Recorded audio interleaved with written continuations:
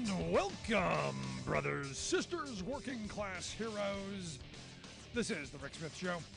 Thanks so much for being here. Today on the big program, lots to get to, lots to talk about.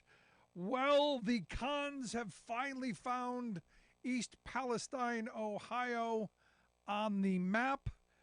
And Gun Fetish Barbie, Lauren Boebert, tweeted out that Pete Buttigieg finally emerged today. Not a single comment about the train crash in Ohio. Instead, he bemoaned the whiteness of the construction industry. It's a miracle this country is able to function under this regime. And look, here's the weird thing. The outrage machine on the right has finally found out, hey, there was something going on over there. Hey, some big giant plumes of smoke and stuff. Lots of it. And again, it's interesting that the people who are responsible for this, in my view, are the ones who were silent the entire time until now the outrage machine goes, oh, Pete Buttigieg didn't mention it. Now let's attack Buttigieg and Biden and all of them. And look, there's a lot of attacks to go around. Now, what's interesting, while she's attacking the guy who's the head of the Department of Transportation, didn't mention the fact that the guy who was the congressional representative in that area, Republican Bill Johnson, chair of the House Committee on the Subcommittee on Environment, Manufacturing, and Critical Materials, environment kind of there, not a peep until the outrage machine said, hey, over here. And a couple hours ago, finally, a miraculous statement, and going to be on with the Hannitys, and now he's got his shot. This is his shot to be somebody. Now he does say something. And the thing is, I've been asking why this hasn't been front page news for the last week. Well, since it happened, 5 giant cars carrying 40,000 gallons of this vinyl chloride. This is honestly, this is one of the largest ecological disasters in this country's history. I mean, this is they're saying, it's being reported that 100,000 gallons of this stuff, or 1 million pounds of this vinyl chloride, has either been leaked, spilled, or burned. And there are people in the area reporting their cars and their houses and everything covered with acid rain and phosgene and all of this stuff that, not great for you. Not good for you. In fact, I looked up phosgene. Phosgene is a poisonous gas. So if you're breathing this stuff in, not good for you. And you look at the pictures of the people, the cleanup crew, I'm not seeing the kind of safety precautions that I would like to see. Now, the hydrogen chloride that comes out of this, because it's been reported that obviously this burning of this stuff and all this stuff produces hydrogen chloride, not good for the nose, skin, eyes, throat, larynx, all that stuff. It's kind of bad for you. All of it bad for you. And no reporting. And yet last week, you had a guy, I think it was Wednesday, a reporter had the audacity to ask a question during the DeWine press conference. They arrested him for the crime of, speaking while the DeWine was speaking. And there's been no real attention. And we've been talking about it. Last week we had Jared Cassidy on from the Smart Union saying, hey, what's going on there? Finally. And again, the outrage machine, this isn't about finding out what went wrong. This isn't about helping the people on the ground. This isn't about making sure it doesn't happen again. This is about just outrage. This is about being mad at Pete Buttigieg. Now, I find it interesting that the mayor of the town, a guy named Trent Conaway, he's been quoted as saying, this isn't going to get swept under the rug. Not going to happen. I'm not going to be the country bumpkin that gets talked over by a big corporation. We're going to hold their feet to the fire. They're going to do what they say they're going to do, and they're going to protect the people of this town. No, they're not. I think the last person in the room who knows that, no, they're not. Because, again, this wasn't allowed to get out. This wasn't front page news everywhere. This wasn't the story of our... We were too busy talking about stoves and balloons. I actually, someone actually, tweeted, Joe Biden issued an executive order to derail the train to get us off of talking about balloons. I mean, that's how crazy things have gotten. And the thing that bothers me is when you throw out a comment of going, "Hey, this is wrong. We should be dealing with the situation." It immediately, especially on the right, becomes, "Well, you're blaming Donald Trump for this." And you go, "No, there's blame there." During the Trump years, he did roll back a lot of regulations on this industry. This is the central tenet of conservative ideology. This is what the Republicans have been fighting for decades. This idea that you're going to allow corporate America to self-police themselves.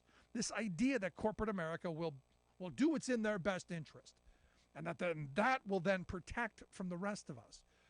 No, that's not how it happens. They do what's in their best interest, their bottom line best interest, because they know we're never going to hold them accountable. Right now, as we speak, it's being reported that the railroad, Norfolk Southern, is out there. How did they put it?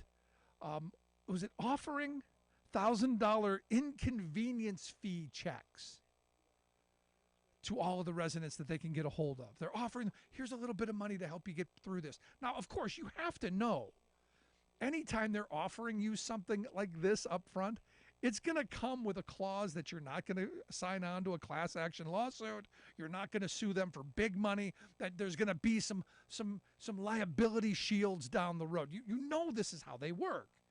And again, I go back to Trent Conaway's comments that I'm not going to be the country bumpkin that gets rolled over. This is a high poverty area where people are going to jump at this $1,000 because they desperately need it. I don't see anybody going in there going, "Hey, we need to set up all kinds of abilities for people to stay the hell away from their homes and make sure that they're made whole through the wages that they lose."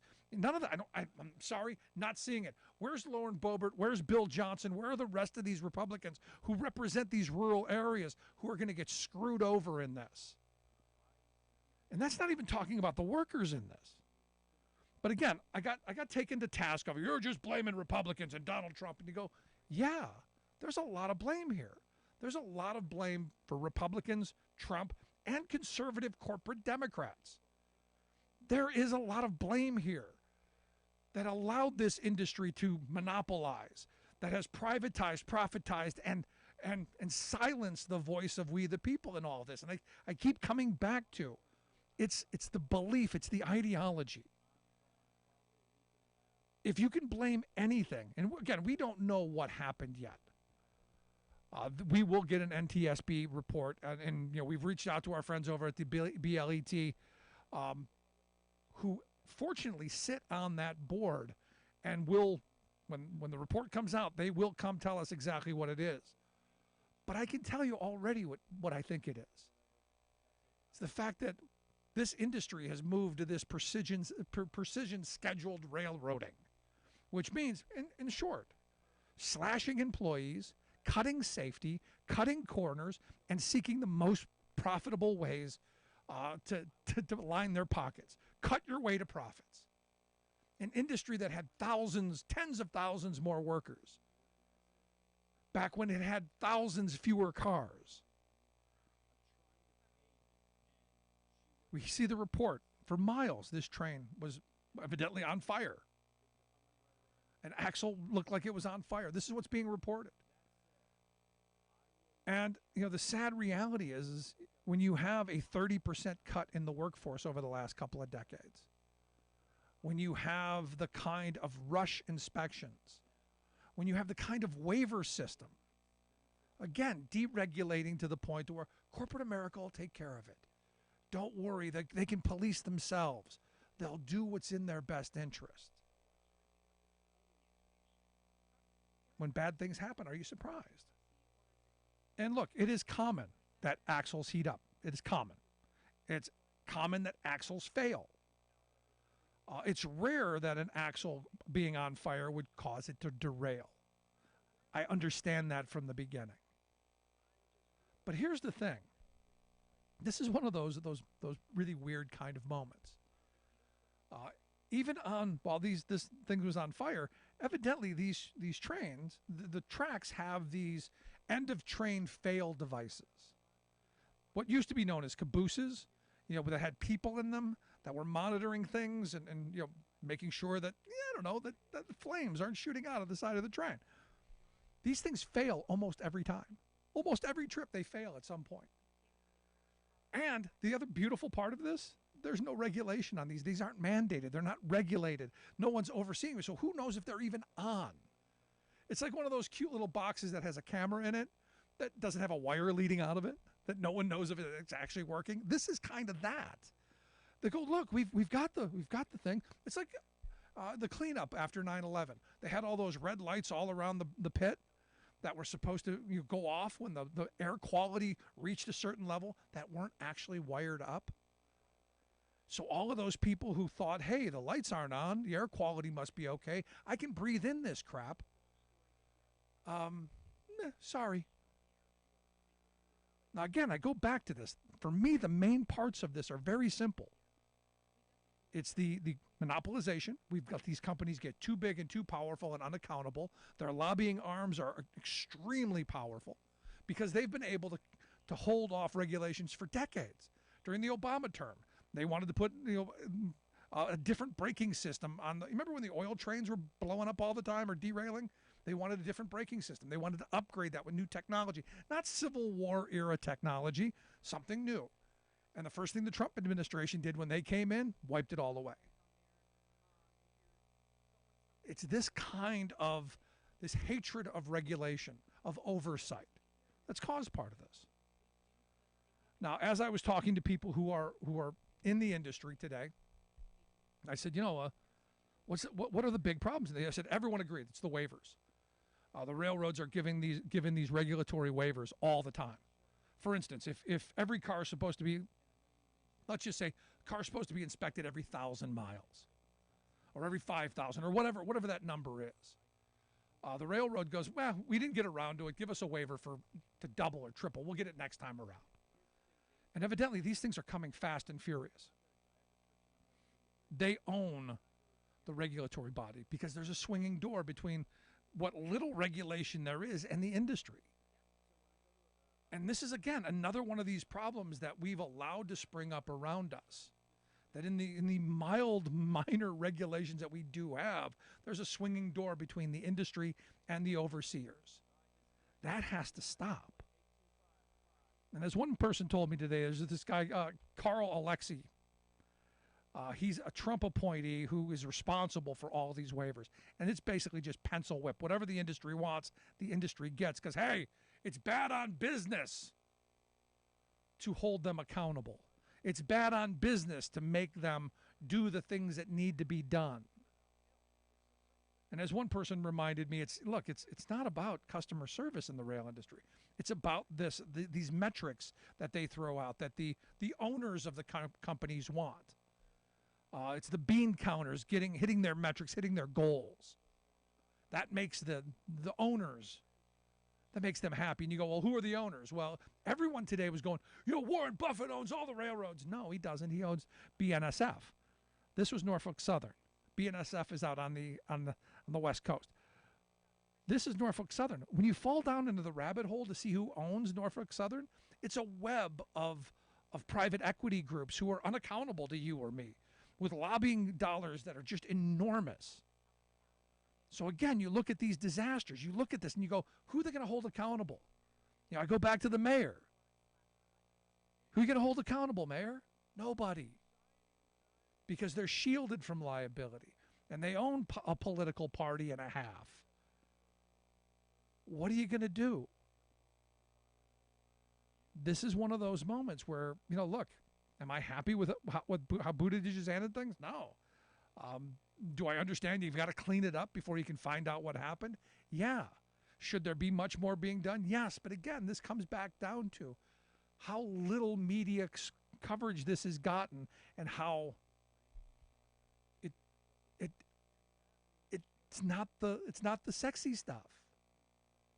We were too busy focused on a woman walking around Congress with a balloon, looking like a furry in her coat.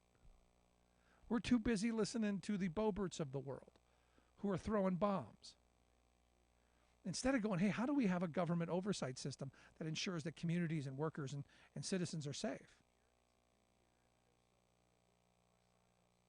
So at the end of this, we're going to get some mealy mouth kind of jumbled response out of this.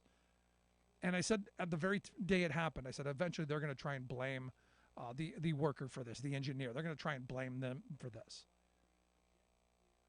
But what's really at stake here, what really, in my view, is the problem here, the fact that we've allowed these railroads to consolidate from, 40 in the 80s down to 6 today, that we've allowed them to gut employment to the point to where they're talking about wanting just one person on a train that's 5 miles long,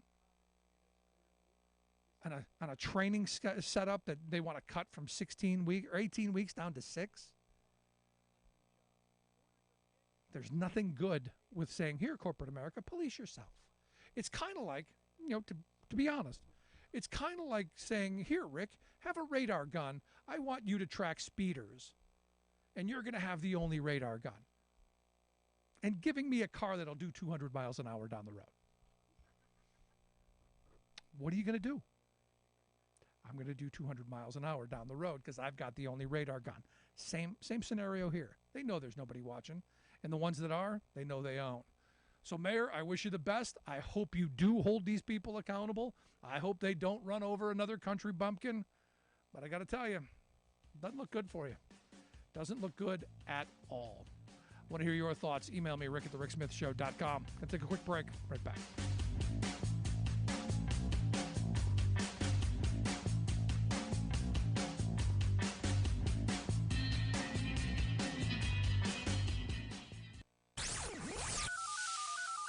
Phone lines are open.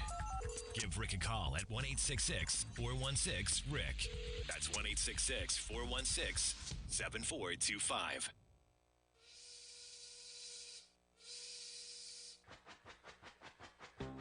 If you're a fan of the show, you've heard our labor history in 2 segments. And you can hear them on the radio pretty much anywhere in the U.S. Labor history has never been more important than it is right now. So here's what we'd like you to do. Tell a teacher. Tell a teacher that labor history is important and that they can get digestible 2-minute lessons that are absolutely free. Free to download, free to use, free to share. Tell a teacher to go to thericksmithshow.com/history and help us put labor back where it belongs, in the classroom. You know, generations of American workers fought, bled, and died to build the American way of life. It's our job to keep their stories alive. Go tell a teacher that we're here to help them do just that. Find us at thericksmithshow.com/history today.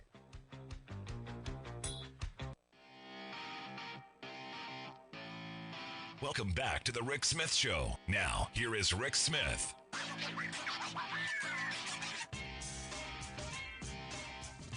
So the Super Bowl on Sunday was entertaining. I enjoyed watching the game. A little disappointed in the ending. I didn't see a holding call.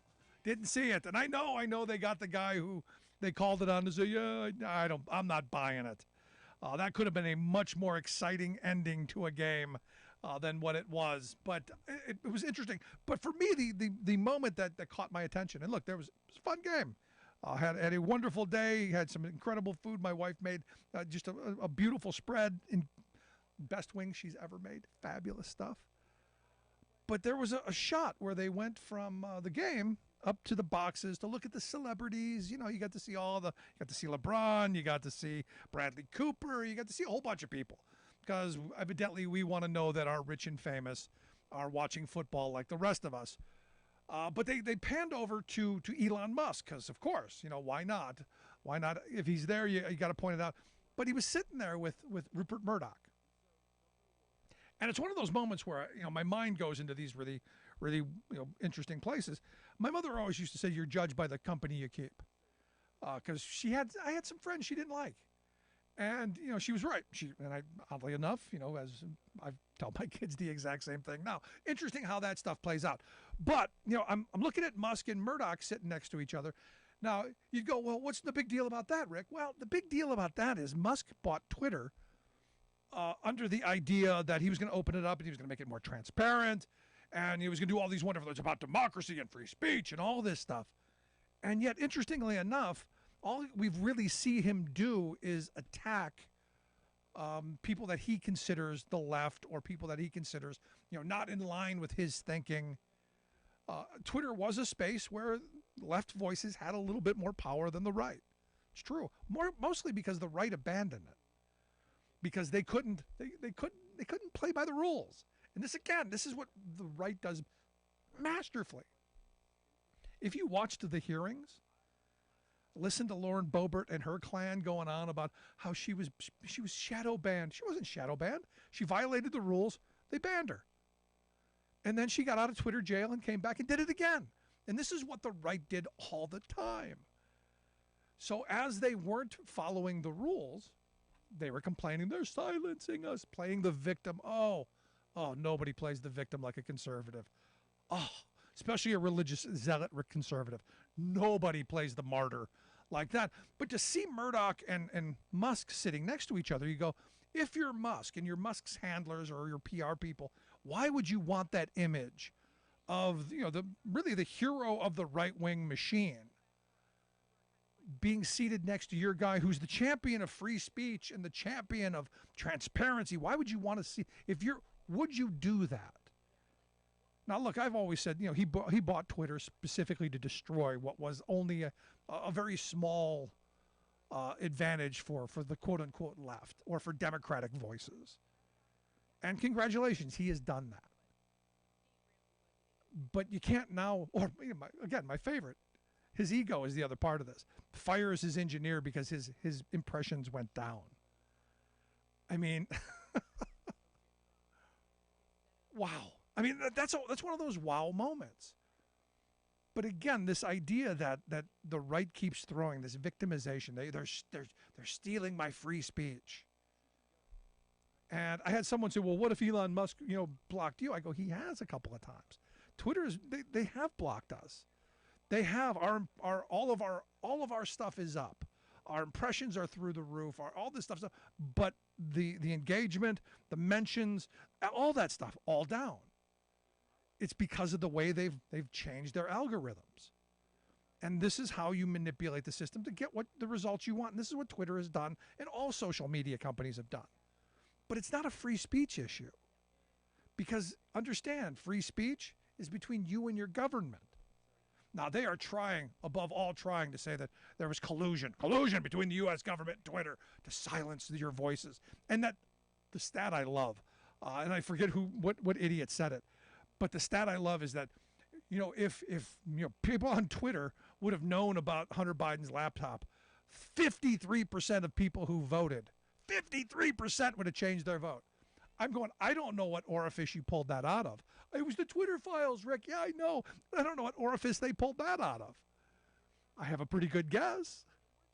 But to think about, there are 53% of the people on Twitter in this country. But somehow it was going to change 53% of the vote. Again, that victim card. Oh, they're so good at it. But the thing is they now have the power of committees. And this is all we're going to hear. We're going to hear, oh, poor, pitiful me, over and over and over. And where's Warren Zevon when we need him to at least make it somewhat entertaining? Because so far, it's the clown show we expected without the entertainment. It's bread and circus without the bread or the circus. It's just sad.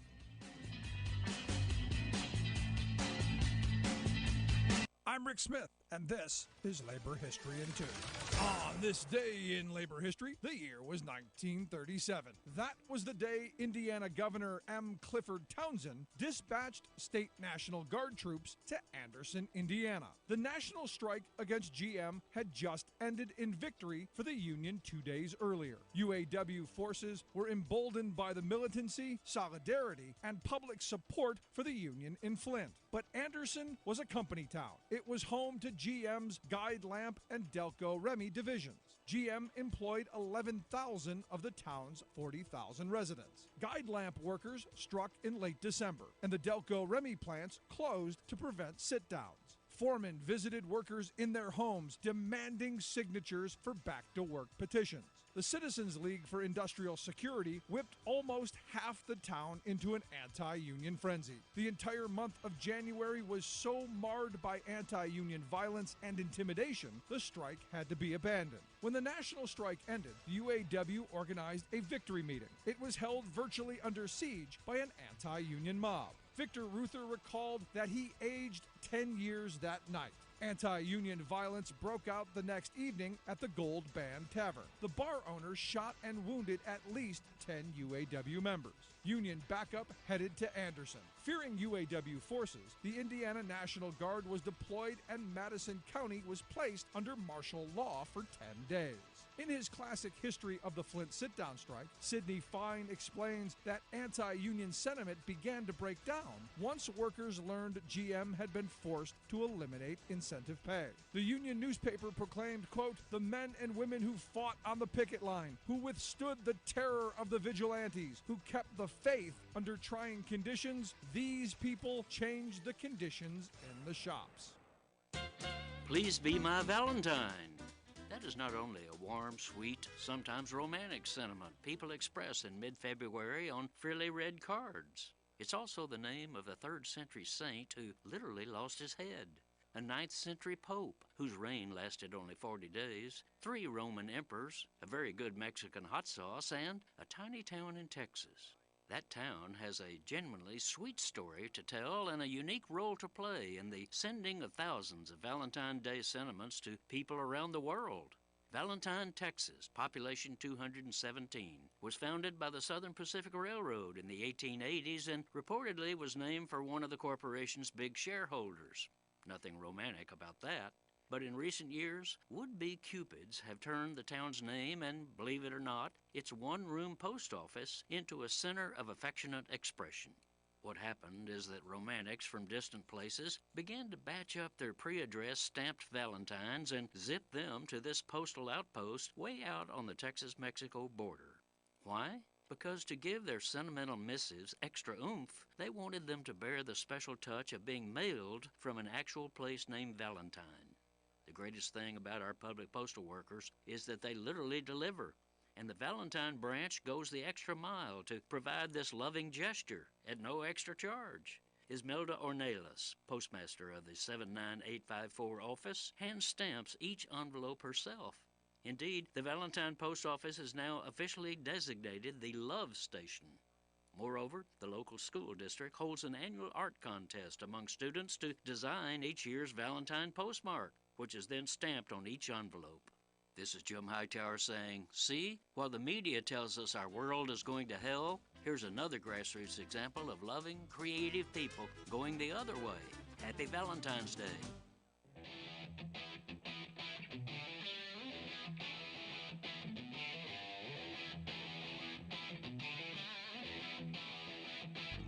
Welcome back to the Rick Smith Show. Now, here is Rick Smith. So today the president put out a nice little infographic about the bridges that they're going to be working on. And I've been over all of those. The Golden Gate Bridge, the one down in Louisiana, that big one, I-10, the one in Kentucky. Lots of these bridges. I mean, we've got, what was the last statistic? 46,000 structurally deficient bridges in this country. 46,000. One of the things that I had said for years, back in 2012, Republicans in the House here in Pennsylvania, they voted on a resolution to make 2012 the year of the Bible. And I was like, I don't disagree with that. I mean, there are a lot of people praying. This is 2012. I mean, we're talking over a decade ago. I said, I don't disagree with that. A lot of people are praying. They're praying that they're going to get from one side of the bridge to the other without it collapsing. And are you surprised? The answer is no. We haven't done anything really since. And look, during the Obama years, there was lots of talk about shovel-ready projects, and they did some. But finally, you've got an administration that got a big piece of legislation, a historic piece of legislation moved that's going to help fix some of these. Again, not all of them. We have 46,000 structurally deficient bridges. Some of them over 50 years old. And you go, some of them need some upgrades, need some repairs, some looking into. And it's interesting to me to watch as it's rare that I get into the comments, but I saw the president's post, and I go, let's see what people are saying. Let's see what the troll machine is throwing out. And it's interesting that the folks on the right think that our infrastructure is perfect, that it's a waste of money, that we shouldn't be spending money on infrastructure. Very bizarre kind of world we're in that it comes down to who's in office. Now, I go back to, I had someone ask me about Trump, and I said, it was one of the things that I agreed with on Trump.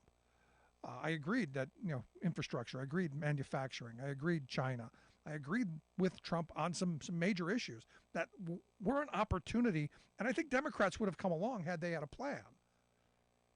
I remember every week was infrastructure week, and there was always some display at the White House, some pomp and circumstance, some photo op, him playing with trucks or shovels or out in the backyard with bricks or whatever. But no policy, no legislation, no movement. And I said, look, again, I agreed with him on these things. This is how politics are supposed to work. The things we agree on, we move on. It's interesting to me that we didn't get as many Republicans to sign on to that infrastructure legislation as I would hope. It's incredible to me. And it comes down to policy after policy. There are places where the right and the left can come together and agree on things. Back when the Tea Party sprung up, I was telling my labor friends, you've got to get involved in this Tea Party movement because the underlying current of what they're screaming about is right. It's your message. Trump basically took Bernie Sanders' message and added a little sprinkle of this, a little sprinkle of hatred, a little sprinkle of misogyny, a little sprinkle of grab her by the you-know-what, and made it his own. But that was labor's message for years. Infrastructure, manufacturing, China, all of that stuff, bad trade deals.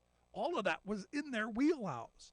So there was an opportunity to come together and use that moment to solve some real problems for working people. But again, we're not allowed to solve real problems for working people. It's those problems that keep us exploitable. It's those problems that keep us at each other instead of at the very wealthy, getting the pitchforks going after the very wealthy. And the wealthy understand this. They understand as long as we're fighting over balloons, as long as we're fighting over stove troopers, as long as we're pointing fingers at each other and going, yo, yo, yo, we're not looking at them.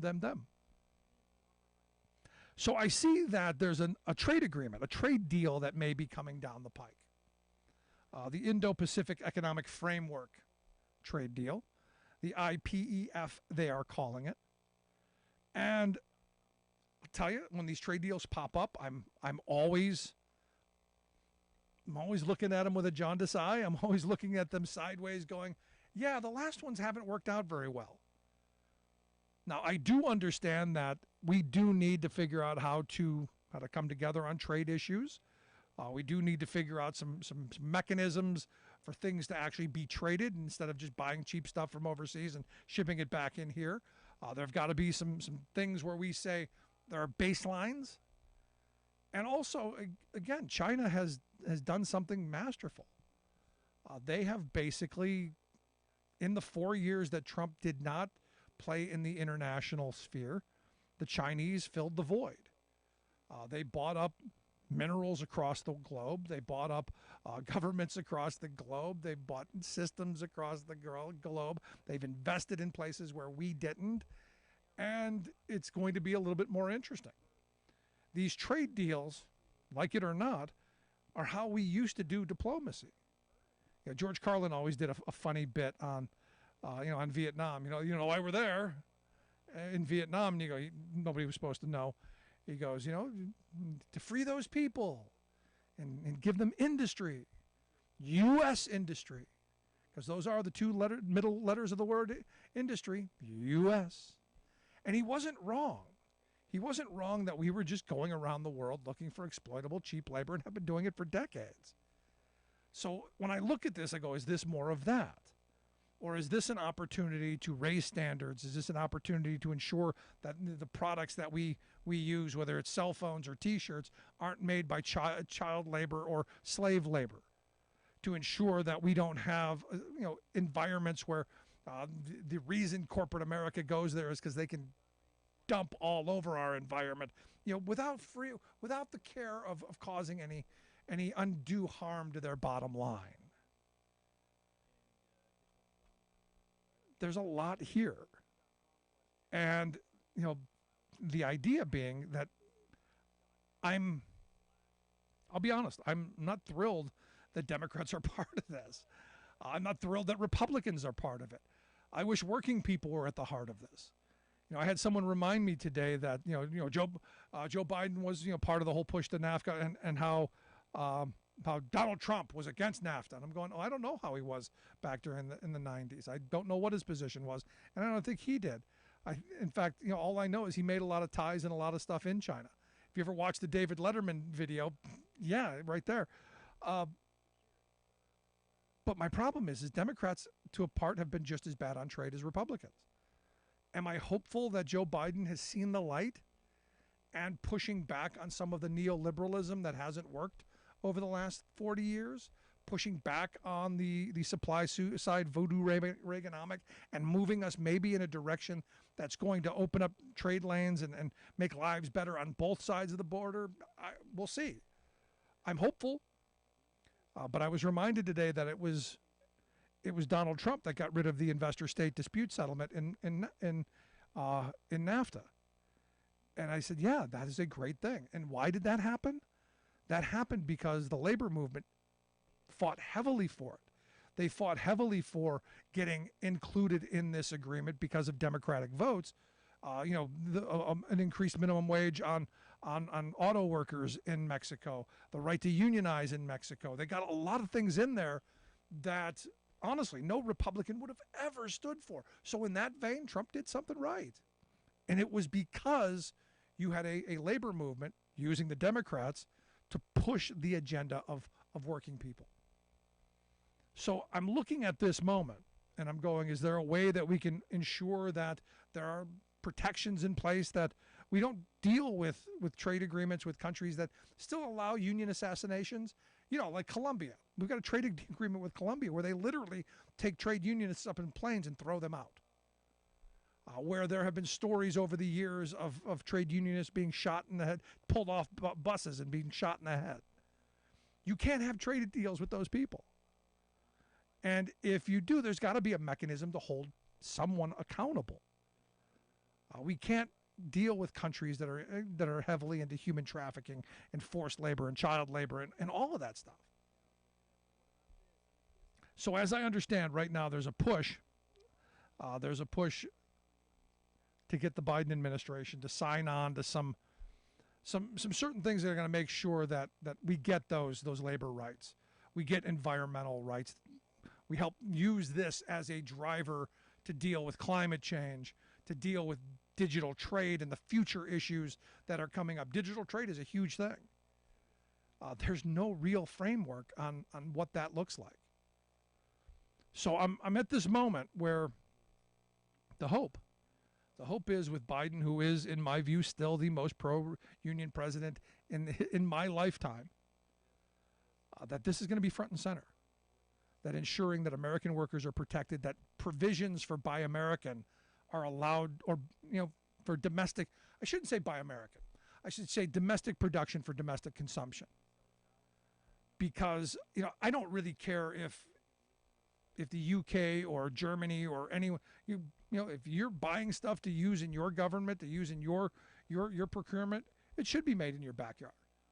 I think we need to move back to an era where this idea of open trade borders, meaning we're gonna have one country manufacture all of our stuff, and hopefully it'll be cheap, and we'll exploit labor there, and then we can all live. I think we have to go back to the idea of domestic production for domestic consumption, where we start making the stuff we need. We haven't thought that way in a long time. I know that's old school. That's our grandparents' generation. Yeah, and look how well they did. So we'll see. I'm anxious. I'm interested. I'm guardedly optimistic, but also concerned, because another one of these trade deals could be the undoing of working people, and that's part of the worry. I want to hear your thoughts. Email me, Rick at thericksmithshow.com. I'll take a quick break. Right back. Stick around.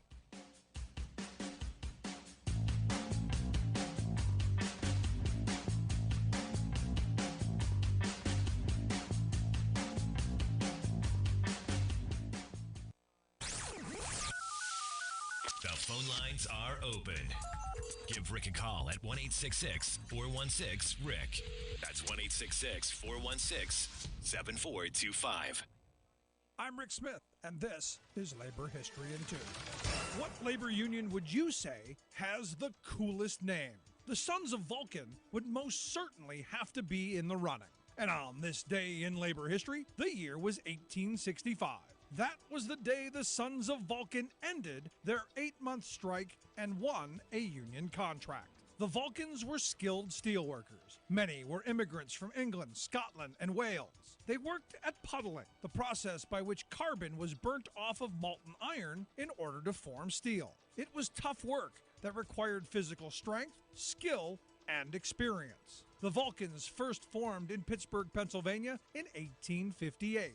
A skilled trade union, only puddlers were eligible to join. They called their locals forges. They took their name, Vulcan, from the Roman god of fire and volcanoes. With the ongoing Civil War, the demand for steel grew. The work of the Vulcans was vital to the Union's war effort. But as the Civil War drew to a close, puddlers' wages were threatened. The Vulcans declared a national strike. The strike wore on for 8 months. Finally, the industry leaders agreed to the workers' demands. The Vulcans won wage increases tied to industry profits as well as union recognition. With this victory, the Vulcans' membership grew. By 1873, the number of Vulcans had topped 3,000 members. Unfortunately, that year saw a major economic panic sweep across the United States. The economic crisis took a toll on union membership. Another downfall of the union was their policy not to admit black members. This meant that employers could hire black labor in an effort to undermine the union. By 1876, the Vulcans had merged with other steel unions to form the Amalgamated Association of Iron and Steel Workers. Like what you hear? Check out more at laborhistoryin2.com.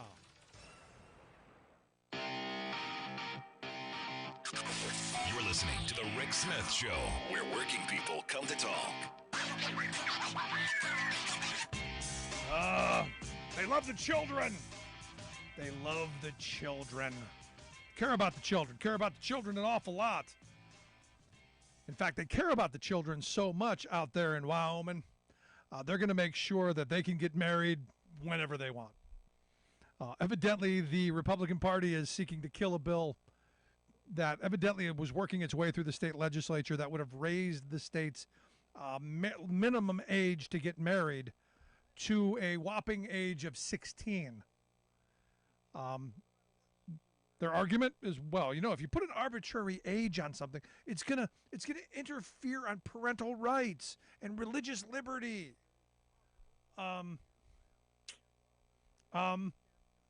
Seriously? That's the argument? And yeah, that's the argument. Everything's going to come back to parental rights and religious liberty. Everything. You know, Nazi homeschooling, parents' rights, religious liberty. Allowing 12-year-olds to marry who knows. It's insane. But it's religious liberty. And eventually we're going to get to that point. And I've always said that the fight over making this a Christian country is going to be interesting once we've staked the flag in the ground. You've got the dove flag out there next to the American flag. And we're solidly Christian country. The fun will be once the religious sects begin eating each other. And then we'll see just how bizarre these folks really are. Now, look, I've said this before, and I know my religious friends are going to, you're talking bad about religion. No, I'm not talking about the sane, rational people who are good, decent, honest people. I'm talking about these crazy people. I'm talking about people who go, no, we can't have this onerous law that says a 16-year-old can't get married without, it's insane. It's literally nuts. But there you have it. Now, it doesn't stop there. You know, and look, in this country, the move, unfortunately, seems to be putting women, girls mostly, girls, back in the kitchen barefoot and pregnant. It seems more about control and power of their everyday lives. And I point to Virginia, where evidently the Youngkin administration is advocating this idea that law enforcement should be able to check your daughter's menstrual cycles on their little apps. Now, again, as a parent, I don't know, and honestly, I don't. Caveat, I actually don't know if my daughters use these. It's not my business to know, but I've advocated for them to not. Maybe go old school with a calendar. We'll get you a paper calendar. Because what they're advocating for in Virginia, this is scary stuff, is to allow law enforcement to use these apps, the information off of these apps. And they've actually proposed a budget that would earmark and put money for prosecuting and imprisoning women and doctors who receive and perform abortions. I mean, this is invasive stuff. Now remember, these are the people who told us that they're the party of individual liberty, they're the party of small, less intrusive government, that they're the party of get out of our lives, except I guess if you're a teenage girl. This is the weird kind of moment that we're in. And what's amazing to me is there are still women who vote for this kind of stuff. Now the argument is if we allow this kind of exemption, if we allow women to be able to use these apps to track their thing, it would be a slippery slope. It'd be a problematic standard and potentially lead to more of us not being able to track what women do. And my thought was, look, I guess I'm old because I still remember, the idea that we should have the right to privacy, in our persons and our papers. Am I the only one who still thinks this way? Now, I know. Technically, the phone is not paper. Because this is how conservatives think. If it's not enumerated, if the founding fathers didn't say that you have the right to privacy in your cell phones and your digital documents, it doesn't exist. This is the thinking, because this is what they tell me all the time. Well, that's not written exactly the way you said it was. No, because the founders would have had no idea of a woman's menstrual cycle, let alone an app that would be tracking it. But here we are. And this is, again, one of these moments, how can they get away with this? They can because, well, they're the party of smaller, less intrusive government. They're just not intruding on, well, you right now.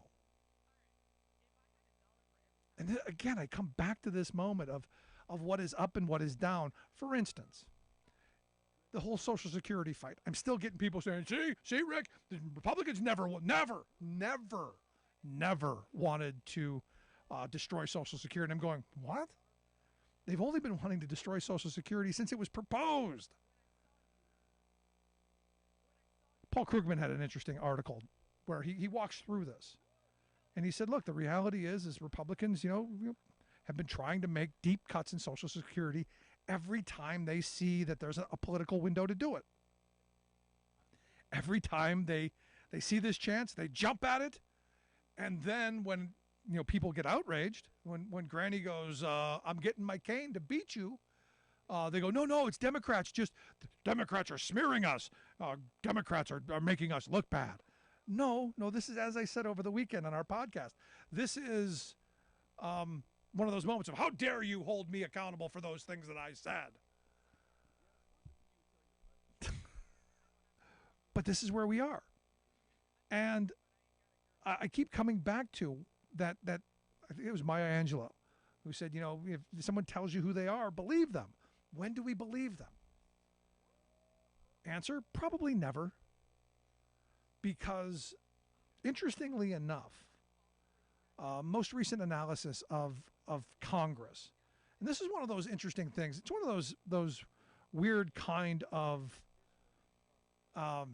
of those weird stories because people say, well, the country's gotten much more extreme because of gerrymandering and because of the extremism and all this. Well, what this most recent study finds out is it's true. In Democratic districts that are gerrymandered or are safe, quote unquote, safe districts, the wants and needs of the people being heard in ways makes those representatives a little more willing to go out the extreme and start demanding things, like paid sick leave, like maternal leave, like health care for everyone, like child care for families so that, if both parents have to work, they can afford it. Those really hippie, liberal, socialist, commie things. And what they found on the other side, because you go, well, then, if it's true on the left, it's got to be true on the right. What they found is that the most gerrymandered districts weren't any more extreme than any of the other districts. They're finding the entire freaking Republican Party is off its rocker and has gone completely off the deep end. So it's not just, the districts that feel safe where people are feel emboldened to say, hey, there are things that we want and need, and this is our ideology.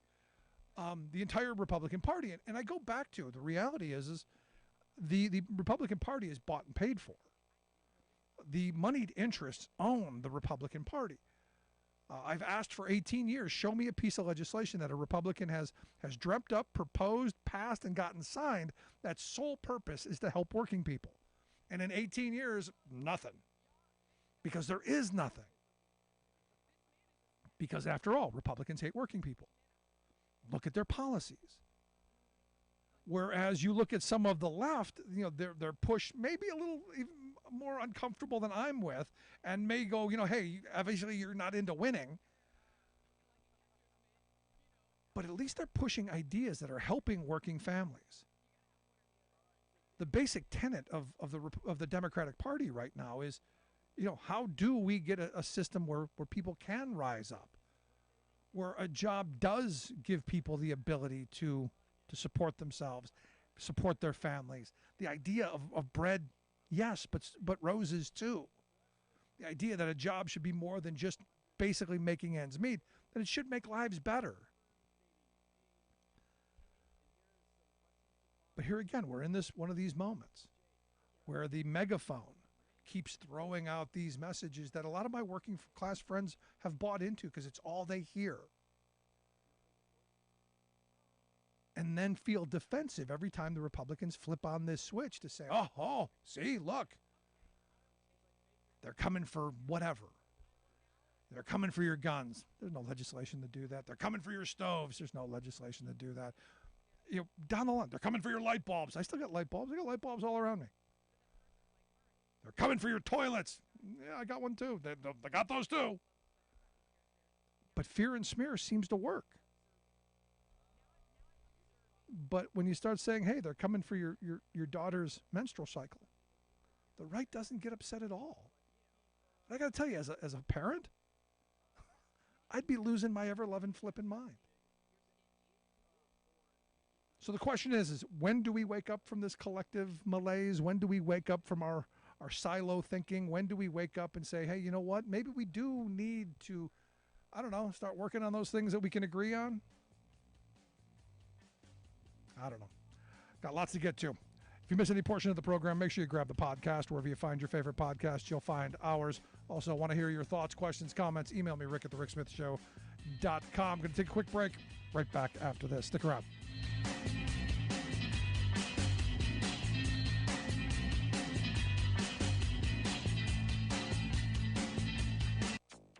To maintain the strongest economy in the world, we need the best infrastructure in the world. President Biden touts climate action and infrastructure upgrades in State of the Union address. Law enforcement officials said their plan was to, quote, completely destroy the city. FBI disrupts neo-Nazi plot to attack Baltimore's power grid. Plus, Minnesota is not going to wait any longer. Minnesotans are not going to wait any longer. Minnesota enacts ambitious law to go 100% carbon-free by 2040. All of those ambitions and more more straight ahead from BradBlog.com. I'm Brad Friedman. And I'm Desi Doyen. Stand by for 6 minutes of independent green news, politics, analysis, and snarky comment. And my Republican friends who voted against it as well. I still get asked to fund the projects in those districts as well, but don't worry. I promised I'd be a president for all Americans. We'll fund these projects, and I'll see you at the groundbreaking. Oh, snap. This is your Green News Report. Okay, Desi Doyen, we have seen a lot of State of the Union addresses in our days, Yes. but boy howdy, was that a thriller on Tuesday night. Indeed, in his second State of the Union address on Tuesday night, President Joe Biden highlighted his major legislative accomplishments, including new laws helping veterans exposed to toxic burn pits and long-deferred infrastructure repairs and projects now getting underway under the bipartisan infrastructure law. Biden touted direct benefits to everyday Americans from that bill and the Democrats' landmark climate and infrastructure bill signed into law last year, the Inflation Reduction Act. Both laws have generated a surge of major infrastructure projects, domestic manufacturing projects, and thousands of new jobs, which Biden characterized as an investment in America's long-term resilience. The Inflation Reduction Act is also the most significant investment ever in climate change. Ever. Lowering utility bills, creating American jobs, leading the world. We're rebuilding for the long term. New electric grids that are able to weather major storms and not prevent those forest fires. Roads and water systems will withstand the next big flood. Clean energy to cut pollution and create jobs in communities often left behind. Biden also chided congressional Republicans for opposing both bills, framing action on the climate crisis as a moral obligation. Let's face reality. The climate crisis doesn't care if you're in a red or blue state. It's an existential threat. We have an obligation, not to ourselves, but to our children and grandchildren, to confront it. I'm proud of how America at last is stepping up to the challenge. And I'm proud about the fact that after years and years of complaining that presidents were not even mentioning the climate in their State of the Union address, we now have a president who is touting some huge accomplishments in that regard. Yep, and Biden also, by the way, called for higher taxes on the oil and gas industry, Good. which hit all-time record profits in 2022, and he criticized the industry for keeping supplies tight and prices high, exacerbating inflation as Americans struggled to afford energy and food. And in the middle of a war, something we used to call war profiteering. Because of those record profits, British oil giant BP this week announced it is watering down its climate pledge to reduce emissions by 2030 while increasing its investments in oil and gas. Who could have guessed it? Big Oil's record profits in 2022. KCAA Loma Linda.